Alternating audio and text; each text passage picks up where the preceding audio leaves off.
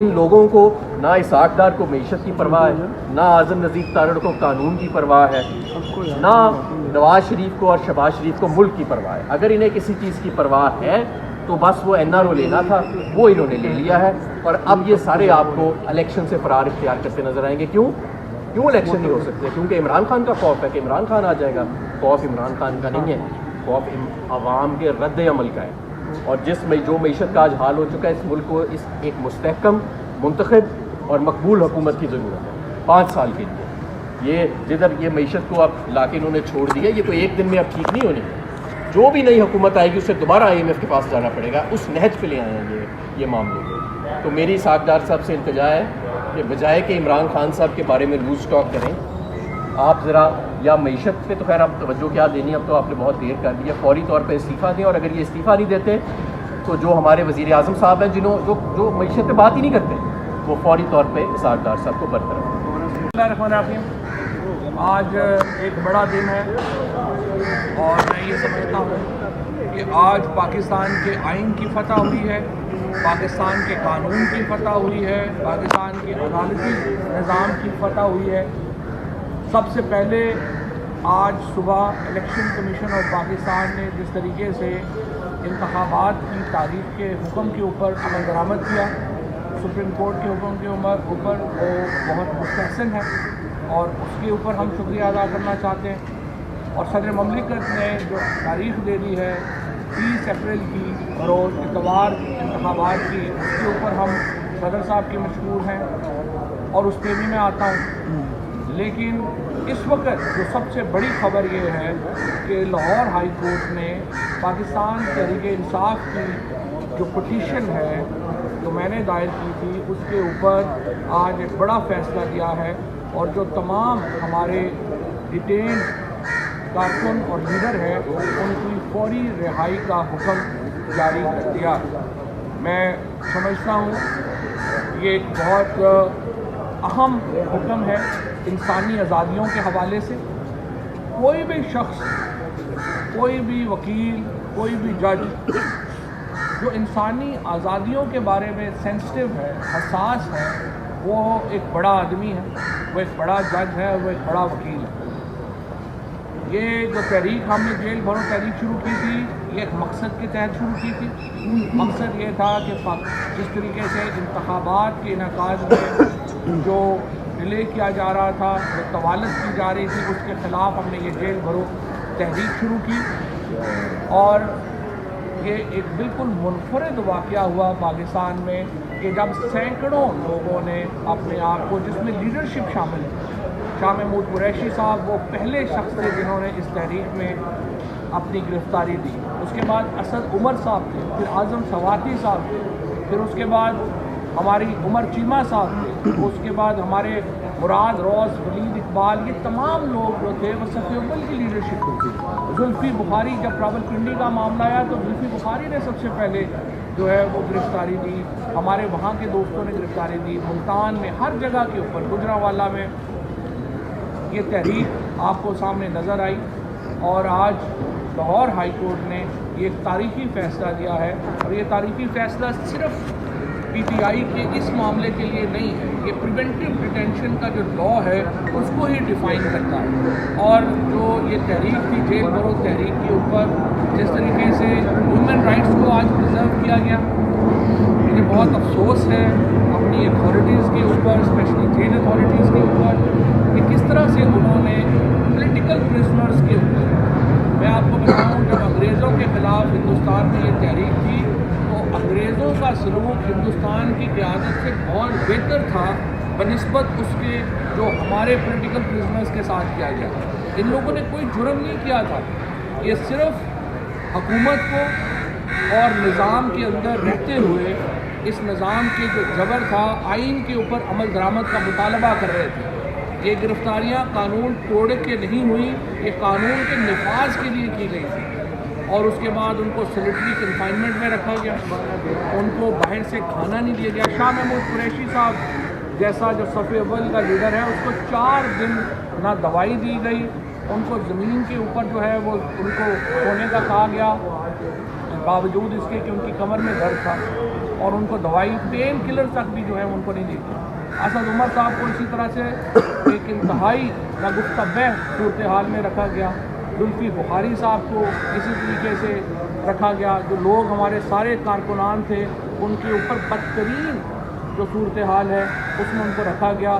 उनको prisoners van में लंबे लंबे जो दूर दराज की जेलें थी वहाँ पे भेजा गया।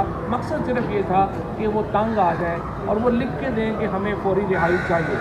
लेकिन मैं इन तमाम कारकुनान को सलाम पेश करता हूँ, तहरीक इंसाफ की लीडरशिप को सलाम पेश करता हूँ, जिस जमा मर्दी के साथ इन्होंने ये मुकाबला किया इस सारी सूरत हाल का। उन्होंने इनकार कर दिया कि हम ये नहीं करेंगे, हम अपने इस वक्त तक ज़मानत अप्लाई नहीं करेंगे, रिहाई का अप्लाई नहीं करेंगे जब तक ये तहरीक ख़त्म नहीं होगी। और बस सुप्रीम कोर्ट के फैसले के बाद जब ये तहरीक ख़त्म करने का ऐलान हुआ तो उसके बाद इन तमाम दोस्तों ने जो है वो आज हमने तहरीक इंसाफ की तरफ से, इन लोगों में से किसी ने जो है वो नहीं किया, तहरीक इंसाफ की तरफ से हमने ये पिटीशन फाइल की और आज इन सब लोगों को रिहा करने का हुक्म जो है वो दिया गया है। इंशाअल्लाह ताला कल से पंजाब में जो इलेक्शन कैंपेन है उसका आगाज़ हो रहा है। इमरान खान 40 से ज़्यादा शहरों में कल वीडियो स्क्रीन से खिताब करेंगे और कल के बाद इंशाअल्लाह जो पहला जलसा है उसकी भी अनाउंसमेंट कल आ जाएगी।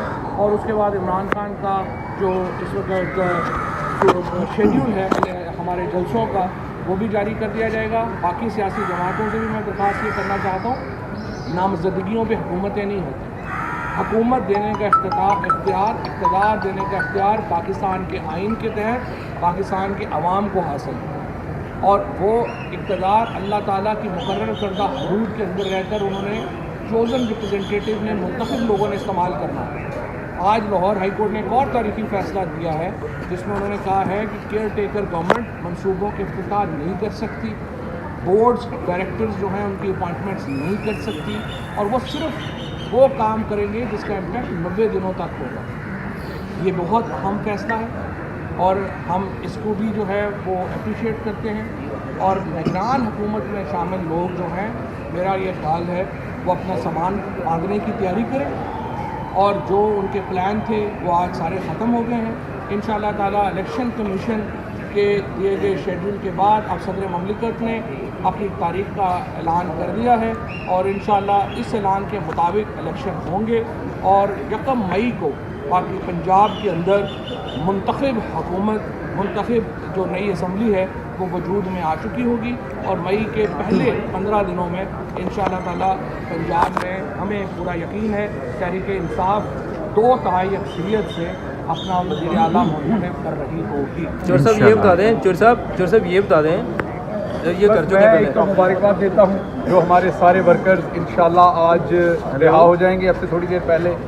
और उसके साथ साथ मैं अपने तमाम जितने भी हमारे पाकिस्तानी बाहर बैठे हैं या पाकिस्तान के अंदर हैं उनको मुबारकबाद कि सदर पाकिस्तान ने 30 अप्रैल की पंजाब के अंदर डेट दे दी है। इलेक्शन की तरफ है हमारे तमाम टिकट होल्डर्स को या जो ख्वाह हैं टिकट्स के उनके लिए कि वो मेहनत करें। अब हलकों में जल्दी टिकट्स अनाउंस कर दिए जाएंगे पार्टी की तरफ से और इंशाल्लाह आपको चंद दिनों के अंदर एक पूरी भरपूर इलेक्शन मुहिम जो है वो नज़र आएगी।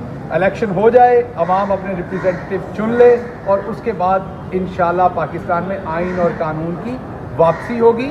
और इस टाइम अभी हम आज आपको बताएंगे कि इस टाइम इकॉनमी के साथ जो डार डायलेमा ने किया है उस डार डायलेमा की वजह से पाकिस्तान का बिजनेसमैन कहाँ खड़ा है, पाकिस्तान की सिचुएशन कहाँ खड़ी है और जो तबाही उन्होंने की है और अपनी उस पागलपन के अंदर वो मानने को भी तैयार नहीं है कि उन्होंने तबाही की है। ये इंशाल्लाह इलेक्शन होगा तो सबसे बड़ी खबर ये होगी कि इस पागलपन से पाकिस्तानियों की जान छूटेगी। हमारे बिस्मिल्लाहिर्रहमानिर्रहीम। अभी मुसल्लत वज़ीर ख़जाना इसहाक़ डार साहब जिन्हें बड़े शान व शौकत के साथ ख़ास खुसूसी तियारे में पाकिस्तान लाया गया था, उन्होंने एक प्रेस कॉन्फ्रेंस की है और मुल्क जिस दहाने पे खड़ा है, ख्वाजा आसिफ साहब कह रहे हैं मुल्क डिफ़ॉल्ट कर चुका है और एहसन इकबाल साहब कह रहे हैं कि ये जो डॉलर की मूवमेंट है ये सुप्रीम कोर्ट की वजह से है। आलमी इदारे जो हैं उन्होंने पाकिस्तान की रेटिंग CCC नेगेटिव कर दी है, जो डिफ़ॉल्ट अबाउट टू डिफ़ॉल्ट ममालिक जो हैं जैसे श्रीलंका की जो ये रेटिंग थी डिफ़ॉल्ट से पहले ये की गई। लेकिन इसहाक़ डार साहब ने अपनी प्रेस कॉन्फ्रेंस इमरान खान से शुरू की है और इमरान खान पे ख़त्म कर दी اور جو الفاظ انہوں نے استعمال کیے ہیں عمران خان صاحب کے لیے مجھے انتہائی افسوس ہوا. سب سے پہلے تو میں آج پھر ہم بھی ذرا کھل کے بات کرتے ہیں. اسحاق ڈار صاحب کے بارے میں یہ مشہور ہے کہ یہ اپنے نام کے علاوہ کچھ بھی سچ نہیں بتاتے, لیکن آج مجھے یقین ہو گیا ہے کہ انہوں نے اپنا نام بھی ٹھیک نہیں بتایا دنیا کو. ان کا برتھ سرٹیفکیٹ چیک کرنا چاہیے کہ اتنا انہوں نے جھوٹ بولا ہے. ہماری حکومت کے دوران 6% پہ اکنامک گروتھ تھی, اور ریزرو دیکھ لیں ریکارڈ کے 4 مارچ کو $17 ارب کے ریزرو تھے, آج $3 ارب کے رہ گئے. صرف جو انٹرسٹ ریٹ بڑھا ہے, شرح سود بڑھی ہے, اس سے 1500 سے 2000 ارب روپیہ سالانہ ہمیں ڈیٹ سروسنگ ہماری بڑھ گئی. اور ٹوٹل جو اس وقت آپ کا ٹیکس کا ریونیو کا ٹارگیٹ ہے وہ 7500 ارب. جو اس وقت عالمی ادارے لکھ رہے ہیں, چاہے آپ بلومبرگ کو دیکھ لیں, فائنینشیل ٹائمز کو دیکھ لیں, اکانومسٹ کو دیکھ لیں, جو وہ پاکستان, کیا وہ عمران خان کے کہنے پہ لکھ رہے ہیں؟ کیا یہ جو اسٹینڈرڈ اینڈ فچ اور موڈیز جو عالمی ادارے ہیں, کیا انہوں نے عمران خان کے کہنے پہ پاکستان کی جو معیشت ہے اس کو ڈاؤن گریڈ کیا ہے؟ حقیقت یہ ہے کہ جب ڈار صاحب نے اس ملک میں آنا تھا اس سے پہلے بھی سب نے وارننگ دی تھی کہ اس شخص کو 5 کلومیٹر کے ریڈیس میں فائنانس منسٹری کے نہیں آنا چاہیے, ان سے نہیں سمجھے گا. ان کا سارا کچھ تو ایمریٹ ہلز میں اور باہر پڑا ہے, اور ان کے آقاؤں کا بھی باہر پڑا ہے, زرداری کا بھی باہر پڑا ہے. جن لوگوں کا سارا سرمایہ پاکستان میں ہے, جینا مرنا پاکستان میں ہے, ماضی حال مستقبل سب پاکستان میں ہے, ان کے مستقبل کا سودا کیا انہوں نے اپنے NRO کی خاطر. اور آج پاکستان کی جو معیشت ہے وہ صرف عمران خان نہیں کہہ رہا, ذرا سروے جا کے کر کے دیکھیں کہ لوگوں کا کیا حال ہے. کروڑوں لوگ غربت کی لکیر سے نیچے چلے گئے, لاکھوں لوگ بے روزگار ہو گئے. صرف ٹیکسٹائل انڈسٹری اکیلی میں 25 سے 30 لاکھ کی بے روزگاری ہو چکی ہے. 45 روپے سے لے کے 55 روپے تک یونٹ آ رہا ہے آپ کی مینوفیکچرنگ صنعت کو. تو کیا خاک یہاں پہ پروڈکشن ہوگی؟ اور آپ کا روپیہ کبھی 291 پہ چلا جاتا ہے, کبھی 262 پہ چلا جاتا ہے, آج پھر 280 کے قریب کھڑا ہے. اوپن مارکیٹ کا کوئی ریٹ نہیں ہے, ریمیٹنسز آپ کی گر رہی ہیں. اور موصوف نے پوری پریس کانفرنس میں بتایا ہی نہیں کہ IMF کے حوالے سے کیا حکمتیں ہیں. ساری قوم یہ جاننا چاہ رہی ہے کہ مفتاح اسماعیل صاحب جو سپتمبر کو اگست کے اینڈ میں جو ایک IMF پروگرام کی ایکسٹینشن نیگوشیٹ کر کے گئے تھے, وہ تب سے رکی ہوئی ہے. اسحاق ڈار صاحب نے اس کے حوالے سے کوئی بتایا نہیں. مارکیٹس آپ کی بلیڈ کر رہی ہیں, معیشت آپ کی نیچے جا رہی ہے, اور وہ موصوف وزیر خزانہ آتے ہیں, عمران خان پہ بات شروع کرتے ہیں اور عمران خان پہ بات ختم کر کے چلے جاتے ہیں. ان کو استعفیٰ دینا چاہیے فوری طور کے اوپر. جس طرح انہوں نے اسی طرح معیشت کا مذاق اڑایا ہے جس طرح اعظم نذیر تارڑ نے اس ملک کے قانون کا مذاق اڑایا ہے, کہ سپریم کورٹ کا ایک کلیئر ورڈکٹ سامنے رکھ کے جس طرح اس کو انڈرمائن کیا گیا کنٹمپچوس طریقوں سے. ان لوگوں کو نہ اسحاق ڈار کو معیشت کی پرواہ ہے, نہ اعظم نذیر تارڑ کو قانون کی پرواہ ہے, نہ نواز شریف کو اور شہباز شریف کو ملک کی پرواہ ہے. اگر انہیں کسی چیز کی پرواہ ہے تو بس وہ NRO لینا تھا, وہ انہوں نے لے لیا ہے. اور اب یہ سارے آپ کو الیکشن سے فرار اختیار کرتے نظر آئیں گے. کیوں الیکشن نہیں ہو سکتے؟ کیونکہ عمران خان کا خوف ہے کہ عمران خان آ جائے گا. خوف عمران خان کا نہیں ہے, خوف عوام کے رد عمل کا ہے. اور جو معیشت کا آج حال ہو چکا ہے, اس ملک کو اس ایک مستحکم, منتخب اور مقبول حکومت کی ضرورت ہے 5 سال کے لیے. یہ جدھر یہ معیشت کو اب لا کے انہوں نے چھوڑ دیا, یہ کوئی ایک دن میں اب ٹھیک نہیں ہونی. جو بھی نئی حکومت آئے گی اسے دوبارہ IMF کے پاس جانا پڑے گا. اس نہج پہ لے آئے ہیں یہ معاملے کو. تو میری اسحاق ڈار صاحب سے التجا ہے کہ بجائے کہ عمران خان صاحب کے بارے میں لوز ٹاک کریں, آپ ذرا یا معیشت پہ تو خیر آپ توجہ کیا دینی, اب تو آپ نے بہت دیر کر دی ہے, فوری طور پہ استعفیٰ دیں. اور اگر یہ استعفیٰ نہیں دیتے تو جو ہمارے وزیر اعظم صاحب ہیں جو معیشت پہ بات ہی نہیں کرتے, وہ فوری طور پہ اسحاق ڈار صاحب کو برطرف. Thank you.